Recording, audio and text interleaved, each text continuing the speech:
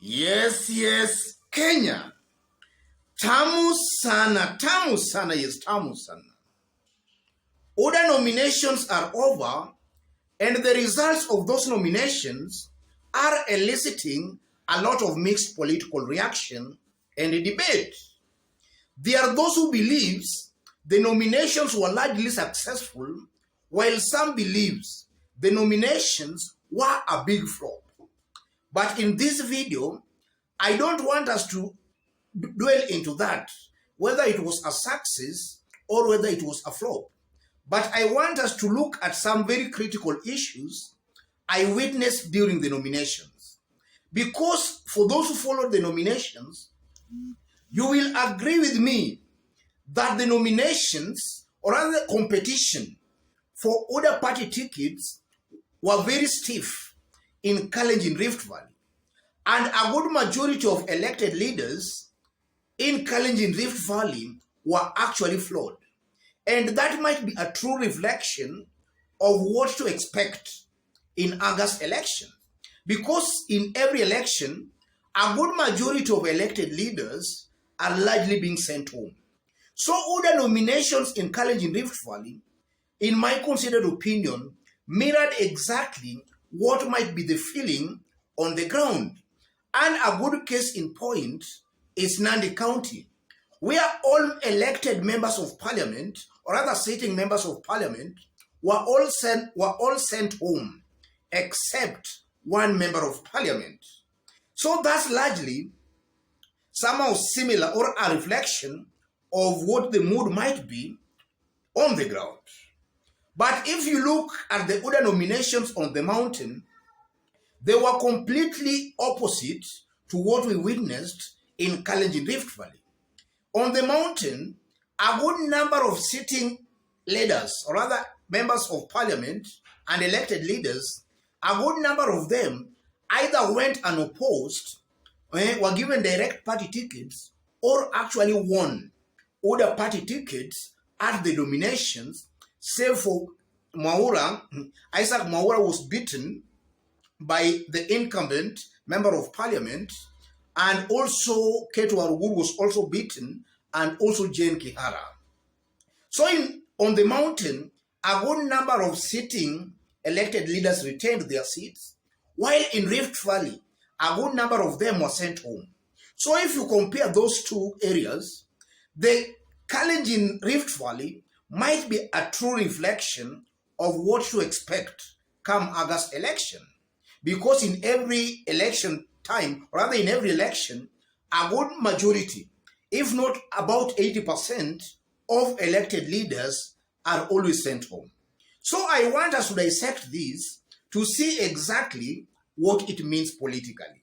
But before we do that, I want us to have a look at a post by Nyeri Town Member of Parliament, Ngunjiri Wambugu, because it also gives us an insight of what might have happened on the mountain. And that can also just help us in building our analysis and discussion right now. Ngunjiri Wambugu. In 2017 Jubilee nominations, I had 17K votes. Number 2 had 11K. Number 3 had 7K. Today, the 2017 number 3 got 3K. He's now Oda's MP nominee. Yes. Ngunjiri Wambugu is saying that in 2017, he won Jubilee ticket during the nominations with 17,000 votes. And the number 3 in Jubilee nominations in 2017 is now Oda's nominee. And he has won that Oda party ticket with only 3,000 votes. And in 2017, he had 7,000 votes. So you can see a very big serious, or rather you can see a serious voter apathy there. A very big drop from what we saw in 2017 to what we are witnessing in 2022. Because naturally, the numbers ought to have even gone higher. If in 2017, the winner for that Nyeri Town constituency, if the winner had 17K, maybe this year is only natural, it could have even been over 20 or 17 and more. But we are seeing the winner now only getting 3K. Yes. And then if you look at the statistics in 2017 and then you compare to 2022, in 2017, turnout during Jubilee Party nominations, turnout stood at 42% in the 10 Mount Kenya counties. And about 2.2 million participated. Residents of Mount Kenya participated in Jubilee Party nominations in 2017. The highest turnout was in Murang'a at 55%, lowest Embu at 33%. But in this year's UDA nominations on the mountain, the turnout is less than 5%. Yes, that is a very serious issue. Turnout in 2017 Jubilee nominations was 42%. Turnout in UDA nominations is less than 5%. Those are real statistics, real figures comparing what happened in 2017 and what is happening in 2022 UDA nominations on the mountain. So from those results, it's very clear, ladies and gentlemen, that UDA nominees on the mountain might actually not make it come August election.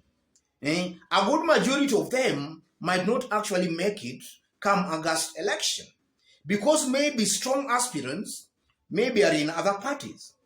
But in Kalenjin Rift Valley, other aspirants or rather who won the UDA nominations might actually make it.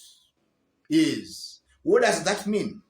It shows clearly that a good number or other residents of Mount Kenya might not actually be in UDA. Or rather, if they are in UDA, then there is a very serious voter apathy on the mountain. And that might augur very negatively against William Ruto's bid of actually winning this year's election. Because for William Ruto to make a serious stab at the presidency, then he needs an almost similar turnout and an almost similar percentage of the votes that will be cast on the mountain to what Uhuru Kenyatta got in 2017. Already we are seeing William Ruto might not actually make it the way Uhuru Kenyatta did in 2017.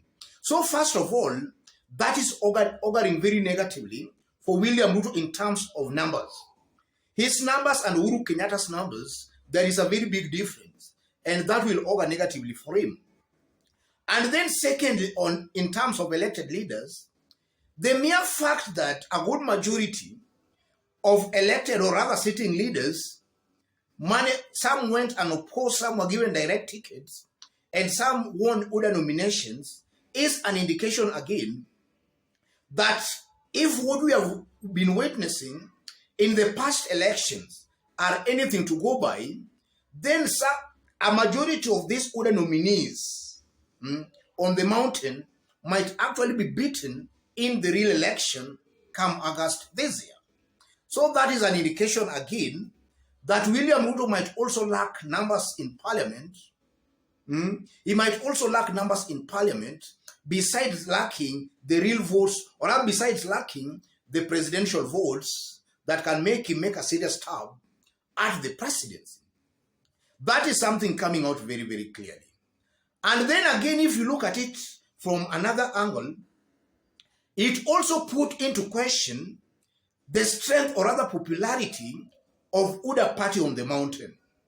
Because if at all UDA was the dominant party in that area, then we could have seen something similar to what we saw in 2017 or what we saw in Kalenjin Rift Valley UDA nominations. But we saw completely a different thing, an indication that maybe UDA might be overrated on the mountain. Yes, UDA might be overrated on the mountain, or maybe residents there are not just interested in coming out to vote in this year's election. And I'm one person who has consistently believed that the mere fact that Uhuru Kenyatta and William Ruto parted ways politically that is going to augur very negatively for Ruto. There might be sympathy on the mountain, or residents of Mount Kenya might eventually decide to align their thoughts, or rather their thinking, with Uhuru Kenyatta, because that's their ethnic and political kingpin. So I'm seeing a likely possibility where the mountain, as we head towards August, can actually make a very big shift from William Ruto to Uhuru Kenyatta.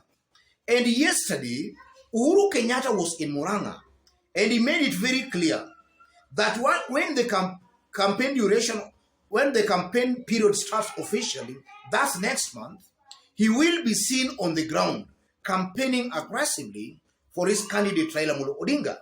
And to me, I took that to mean that as we head towards August election, the mountain most definitely will dump William Ruto for Raila Amolo Odinga.